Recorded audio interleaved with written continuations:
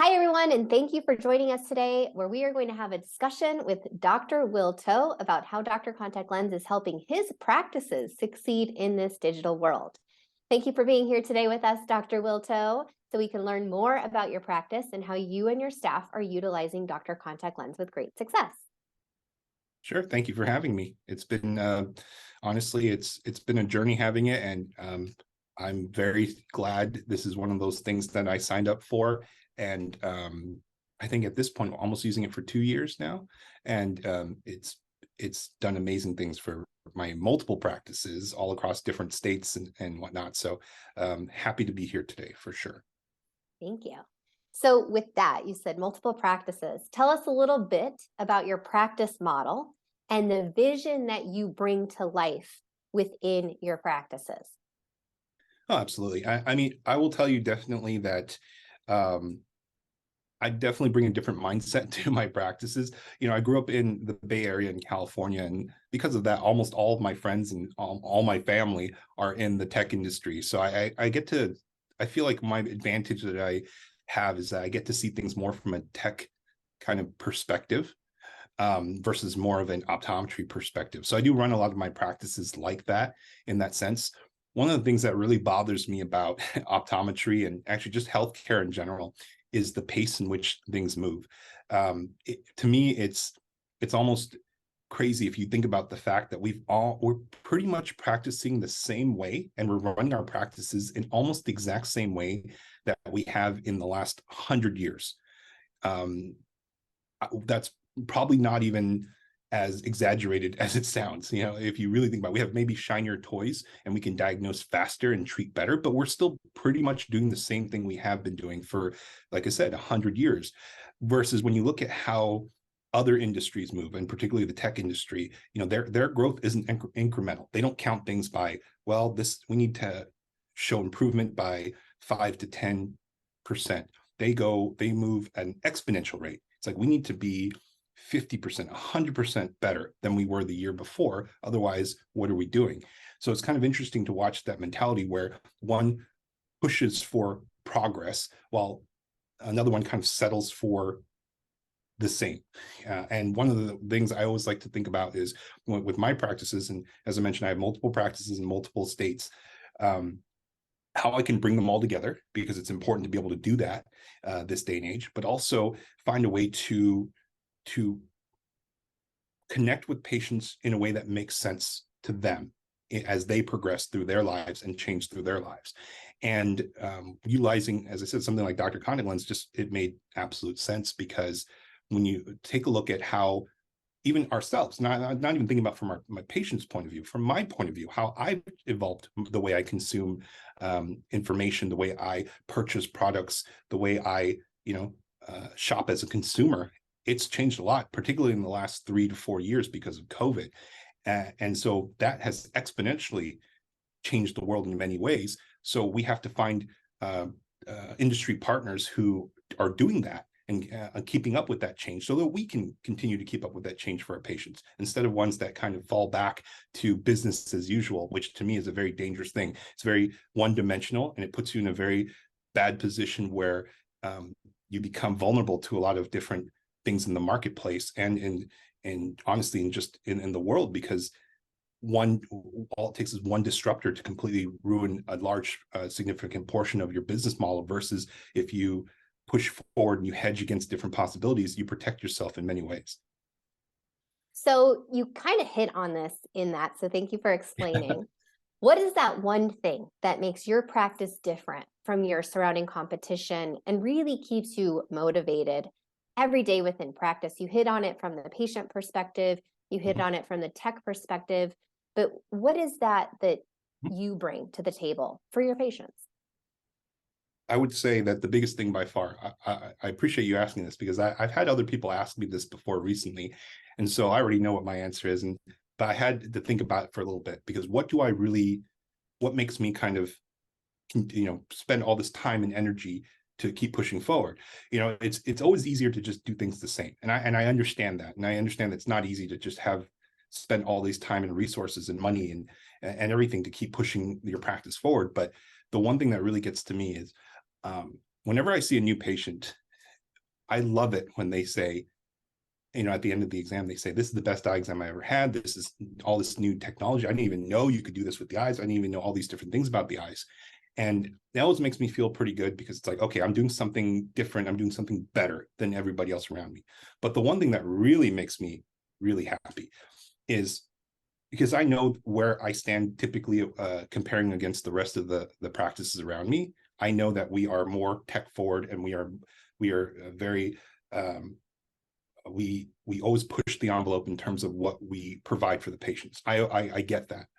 But what really makes me happy, and what really excites me, is when the patient comes back the year after, and I do an eye exam with them, and they say, wow, this is the best eye exam I've ever had. Because now it's no longer comparison against everybody else around me. I know I can beat everybody else around me. But when I beat myself, when they came in the next year, they saw me last year, they came in again, and they said, this is even better than where you were at last year. You have better technology. You have more interesting ways of talking to me and educating me. Then I know I did something good, because I would hate for a patient to feel like they're getting the same experience over and over and over again. Even though if I'm doing a great job as a doctor and, diagnosing and treating them appropriately, but it's the same thing every year, I would hate that. So when I actually hear that they say, this is the best eye exam I ever had, when I saw them the year before, and they said the same thing, and they continue to say that year to year to year, that means I'm doing something right, because I'm continuing to make changes, noticeable changes that they can appreciate over time, rather than I'm practicing the same way for 15 to 20 years. And we all know that it's all about the little things that we do consistently that add up to big results. So you've been with Dr. Contact Lens for a few years now. What excited you about Dr. Contact Lens in the beginning over other platforms? Because you do your research before you dive into something. What was it about Dr. Contact Lens that excited you that others didn't have? The biggest problem with most other platforms, and I'm not gonna, I'm not here to, honestly say anything bad particularly, because there's a lot of really good ones out there. We never want to discount, the different, what everybody else brings to the table, because I like competition in that sense for myself, even for Dr. Contact Lens, because when you have more people who are trying to do different things, it causes you to elevate your game, which is always really great. That makes you better, because you know that you have competition who is trying to catch up to what you're doing all the time. When I was looking at some of the different aspects, I always wanted to approach it from two different ways. It's from our point of view, of course, from the practice's point of view. The user interface needs to be very intuitive, and it needs to be something that integrates well with either the distributors that we're currently using, the contact lens manufacturers, or the EHR, right? You don't want to spend time and resources in order to make things more complicated. You want to make it more simple and easier for your staff and the doctors. So from that perspective, it's great. From the other perspective, from the patient's point of view, it's equally important as well too, because you need a program that's, once again, the user interface is very simple and easy to use. The user experience is very high level. And my problem with a lot of the other programs out there is they were really good at one or the other. Not everyone, and no one was great at both. And so it was one of those things that when I did the Dr. Contact Lens demo and I got to play around with it, you could tell almost immediately, from not just the practice's point of view, that this was something special. But when you kind of take a step back and you look at this from the patient's point of view, then you realized, wow, this is really good from this point of view too. So you approach it from both sides, where it makes everybody's lives better, easier, and it's in a nice, beautiful package, which works really great. And so it was a no-brainer pretty much for me when I saw how it looked from both perspectives. And as I said, many of the other ones, which there's a lot of good programs out there as well too, but they're more one-sided, and that's not what I got with Dr. Contact Lens. Thank you, Will. And you're ahead of our colleagues in how you implement things within your practice. What was your mindset going into this process? What was happening in your office, or what were you looking for in a system that made you say, yes, I love this, let's go? You kind of tapped into that a little bit. Yeah, I think, well, a part of it is you have to take a step back too, and actually start with your practice and your staff. Once again, if you are the owner of the practice, they look up to you and they look at you for guidance. So you have to make sure that you're the right type of person who's ready for this. And the mentality that you bring to the practice is one that's part of the practice culture. I tell them constantly, stories like I just told you before about patients who appreciate what we do time and time again, and they appreciate the changes. So I make it very clear to all my staff that we don't settle for mediocrity, and we don't just sit around doing the same thing over and over again. Now, I'm not to say we're just changing just for the sake of changing, but if there's something that could make things better, we're going to try. And even if it doesn't work out, right? Waste a few weeks trying something new, waste a little bit of time and money, fine. But at least we tried, and we know that different programs out there or different industry partners, it doesn't make sense, but now we know for sure. But it's basically that culture that I bring to the table first, to let them know that, once again, we're not going to just sit around and keep doing the same thing over and over again. I don't want that to happen. I know we all hate it when our doctors that we go to do that, where it feels like they haven't touched or changed anything in their practice for decades. So why do we settle for that ourselves? So I make it very clear first to my staff that I'm not saying we're going to change something all the time, but when we do things like go to various conferences, I do bring them with me. I don't just go by myself. I bring various people in my staff, not just management level. I bring different staff at different times because I want them all to see things that I see. I want them all to try out all the different things that I get to try out at the trade shows and on the exhibit hall floor. And I want them to understand, see, there's always a different and potentially better way of doing things. And as I said, we're not going to change just for the sake of changing, but if we see something that could make it better for us or for the patients, we are going to try. So you need to get used to the fact that we're going to try something new at least every few months in different aspects of the practice, because we don't settle for just being mediocre. So that actually is a great lead into my next question, is you have this bigger vision for yourself. How do you get that vision? How do you lead with that vision with your team? Ooh, that's a tough one there, because it really is, that's a big part of you figuring out what you want for yourself, and that's a big thing. When I talk to different doctors, when I talk to new grads, when I go into the schools and I talk to the students, one of the first questions I ask people is, what do you actually want? What do you actually want to do with optometry? Like, what would make you happy in optometry? And it's almost interesting because people don't know how to answer that question because nobody's ever asked them that. When you've spent most of your life, as a student, you go through high school, undergraduate, grad school, you're an associate, people tell you what to do quite a bit. So when you actually get to a situation where somebody talks to you and says, what do you actually want? What would make you happy? It's almost like they're scared to answer. They don't know how to answer sometimes. But that's, to me, what makes an effective leader, because my job is not to just tell you what to do all the time, right? My job is to hire the right people and trust that they do their job at the highest level as often as possible. And I lead them versus just be an authority figure to them. And so, when it comes down to that, there will be sometimes I'll have staff meetings where I won't say anything. Like, they know I'm unhappy. I'm just going to sit there and let them talk, and they know that I'm unhappy, and I'm going to just let them figure out how to fix the problem. And there are going to be times where I'll be like, here's the game plan, just like a huddle and before a snap, or drawing X's and O's and on a little whiteboard, or like, this is our game plan, this is what we're doing. I try not to micromanage very much, but in terms of being an effective leader, it's always about, one, getting them to understand that at the end of the day, getting them to understand why we're actually doing this. We don't go into healthcare specifically to make tons of money. It'd be nice if we did, but we're all, in its core, we're all in healthcare because we genuinely want to help people, and we all want to make a difference in people's lives. So I always try to remind them of that the things that we do are always going to revolve around that. And my job is to help facilitate that for you, right? As the leader, or the owner of the practice. My job is to help you do your job, and your job is to help take care of patients. And we're going to do that by doing eye exams, by selling glasses, by selling contact lenses, doing doing myopia management, all these different aspects of optometry, which are special. But it all starts with your ability to trust people and to lead them in the right way, and not just tell them what to do just because you're the owner. But I think having the specific work culture, in order to where people feel safe and willing to communicate, speak up, willing to try new things is always good, and not be afraid, making sure you're not in an environment where they're afraid to be wrong or to get in trouble for these type of things. So that's kind of the goal that I try to keep in mind, and I try to make time to whenever I'm in each of my practices to sit down with individuals sometimes just to check in on how they're doing. Take them out to lunch, grab Starbucks with them, go to have our staff meetings with management, have staff meetings with everybody, things like that, because I need them to understand what we're doing all the time, and I need them to understand why it's important that we're doing what we're doing.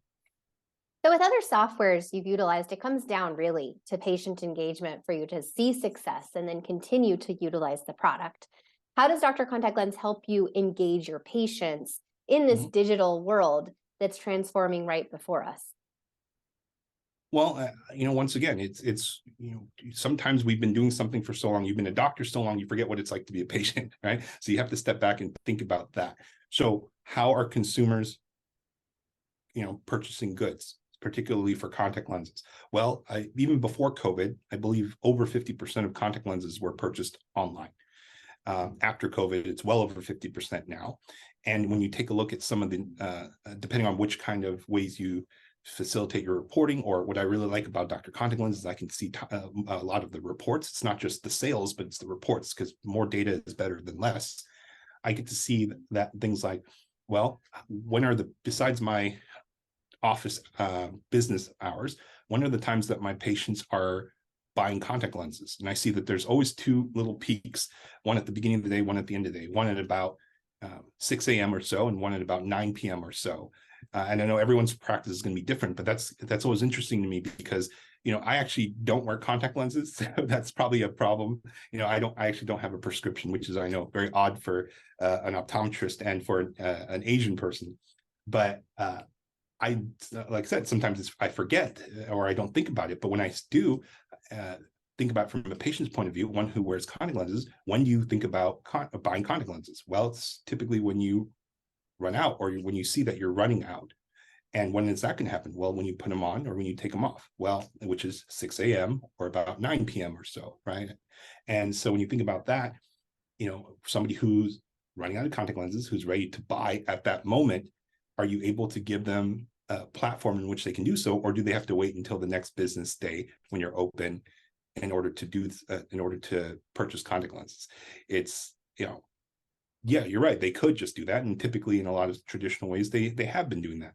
But if I can make it so it's 1 or 2 clicks for them to purchase contact lenses at home, and the times when they're thinking about consuming and purchasing contact lens goods, I mean, it makes sense for me. And that's why having a platform like this makes a huge difference, because I'm actually, making things convenient for my patients. I'm still making the same amount of money, and I'm actually providing them something where, in a lot of cases, the feedback I've gotten from my patients have been, wow, it's really nice that I can just do this. I don't have to, if I'm an introvert, I don't have to talk to anybody, right? I can just literally, and all my information is already there. It pulls all their prescription, it pulls their address, everything's ready.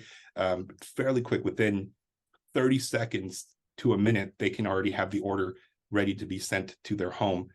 I mean, I don't know how much easier we can make it than that. And I appreciate having something like that for them. And the feedback has been, it's been really nice. Not everyone needs it, but everyone appreciates how nice it is to have it. So that's why over time, our percentage of patients who have adopted it have gone up and up and up and up. And I believe last time I checked, which was just a couple of weeks ago or so, I believe we're up to about 85% of our patients are utilizing the platform, which to me is a very big win for us, but also it's a big win for them, because they understand that we're trying to do something to help make their lives better and easier, and they appreciate it, and so they utilize it. That brings me to stickiness, right? So with any product or with anywhere in our practice, we want our patients to remain our patients. So how does Dr. Contact Lens help your practice remain on the offense with your patients and really create that stickiness that you want for your practice? Yeah. I think sometimes people fear that if you get them used to buying online, that they're going to just shop online. But I don't think that's true at all, because as I said, in many of our goods, we don't go for always the cheapest solution. We go for, because cheaper isn't always better. We go for what makes sense with our lifestyles more than anything else. And then people have been shown time and time again that they're willing to pay sometimes a little bit more for something that's better, easier, or more convenient. So in this sense, being able to be proactive about this, and we tell them up front at every single one of our contact lens exams and fittings follow-ups, hey, we're going to email this portal for you. You can go ahead and just purchase online when you're ready. It'll have all your insurance information already uploaded on there. Everything's going to be taken care of for you quickly, so that when you're ready to order, boom, right there. Like I said, within 30 seconds to a minute, you can have you can go from signing into the portal to completing the order, and everything's already said and done. I mean, that's a really nice thing to have.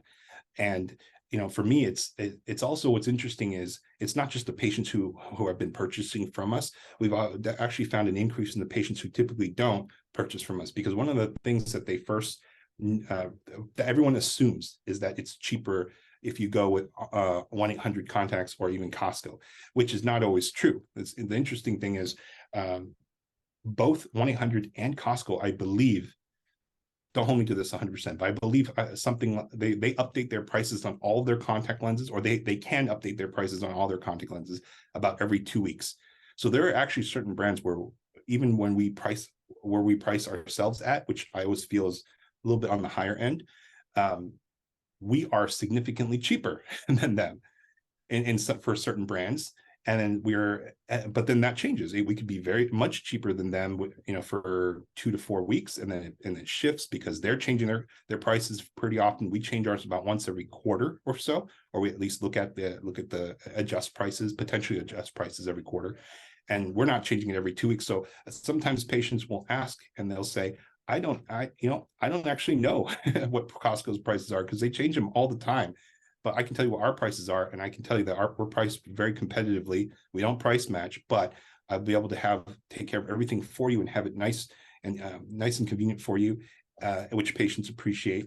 And when we take a look at that, when they do happen to shop online, the fact that you have everything ready for them already, and the times that when they do compare your prices to some of the online vendors, and they'll say, oh, it's actually much closer than I thought, because now they get to see it side by side versus just assuming that online's cheaper. And especially when you put in the rebates, which are also included in there, and the insurance, they realize price per box is significantly better than online in a lot of cases. Then it turns into a win. So sorry, I know you mentioned it mostly on the offense, but that was both offense and defense, which I think is important. You got to do both, right? Just like any sports team, right? You can't just be one dimensional there either. Otherwise, you're not going to win no matter what you do. So yeah. And it's important to understand why every patient matters to our practice, because we work hard to get them in the door. So how does this enable you to really connect that patient all the way through? I think in a lot of cases, patients believe that in private practice we're able to spend more time, and we're able to do more for the patient, although at sometimes our costs might be a little bit higher because of that. But once again, you're attracting the type of consumer who understands quality and things that are worth paying for, and there are services and products that are worth paying for. It's just one of those situations where you just have to make sure, if there's something that you can do for your patient, you should. And they appreciate the little things so much, because in this world right now, there's so many pressures, whether you talk about inflation, the market, the economy, banks are crashing left and right, just to have some kind of assurance or some kind of peace of mind that the practice that you go to, the doctor that you see, the staff that you work with, are genuinely doing everything they can to help you and take care of you. As I said, even the little things matter a lot, and people do appreciate it more than we believe. As I said, too many times, unfortunately, everyone just thinks that the cheapest person wins when it comes to contact lenses, but that's not true, because time and time again, it's been shown that, people care about how they're treated. People care about places that communicate well with them. People care about places that make things easy for them, and that they are willing to spend extra time and money and resources on us if we're willing to do the same for them. And those are really, at the end of the day, the type of patients that you want anyways. So, if you create a practice that operates at a very high level, that does all these, that goes out of their way to help patients, you will attract the type of patients that you want. In that sense, right? It's that if you build it, they will come type of situation. And I truly believe in that. And in all these other situations outside of optometry, you see it time and time again when we talk about electronics, right? We don't always go for the cheapest version of phones and TVs and laptops, right? We go with what makes sense. We like going to places that take care of people, that make things easy for people, both in the products and the service side of things. So creating an environment where you do that for the patient makes a huge difference. And as I said, you will attract the right type of patients that you want to work with all the time. And you have the mentality that all ships rise and truly want to see our colleagues be successful. If you were to refer Dr. Contact Lens to one of your colleagues, what would you say?